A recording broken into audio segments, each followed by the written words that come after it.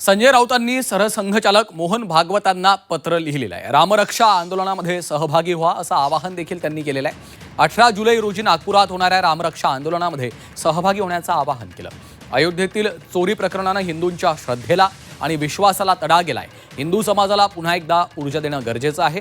राम मंदिर चोरी प्रकरणामध्ये हिंदूंना अंधभक्तीतून जाग करण्यासाठी शिवसेनेनं राज्यभरात रामरक्षा आंदोलन सुरू केलेलं आहे। या चळवळीचा दुसरा टप्पा हा नागपूर इथं होत असल्यामुळे आपणास हे निमंत्रण देत आहोत असं संजय राऊतांनी या पत्रामध्ये म्हटलेलं आहे।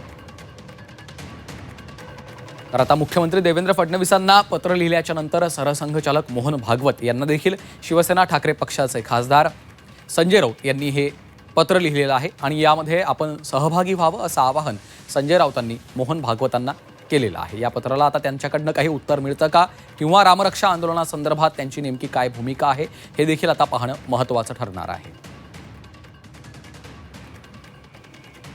हिंदू समाजाला पुन्हा एकदा ऊर्जा देणं गरजेचं असल्याचं संजय राऊत यांनी आपल्या या पत्रामध्ये म्हटलेलं आहे। अमर काणे आमचे प्रतिनिधी आपल्या सोबत आहेत। अमर, मुख्यमंत्री देवेंद्र फडणवीसांनंतर आता संजय राऊतांनी मोहन भागवत यांना देखील हे पत्र लिहिलेलं आहे। या पत्रात नेमकं काय म्हटलेलं आहे, काय अपडेट्स आहेत? जो कार्यक्रम आहे तो उद्या आहे। खरं तर रामरक्षा पठण आणि दर्शन हे राम मंदिरात नागपुरातलं होतं आणि त्या पार्श्वभूमीवर देवेंद्र फडणवीस यांना सगळं पत्र पाठवलं होतं आणि त्या पाठोपाठ आता युबीटी आणि संजय राऊत यांनी एक पत्र सरसंघचालक डॉक्टर मोहन भागवत यांनाही पाठवलेलं आहे की जे दानपेटीतील चोरी प्रकरण जे आहे अयोध्येतलं त्या प्रकरणी संपूर्ण लक्ष वेधण्याकरता सातत्याने आम्ही राज्यभर आंदोलन करतोय आणि त्या पार्श्वभूमीवर नागपुरात सुद्धा हे रामरक्षा पठण करत आहे आणि आपण पण याच्यात सहभागी व्हावे अशी विनंती करणारे हे संपूर्ण पत्र पाठवण्यात आलेलं आहे संजय राऊत यांनी यांच्याकडून सरसंघचालकांना।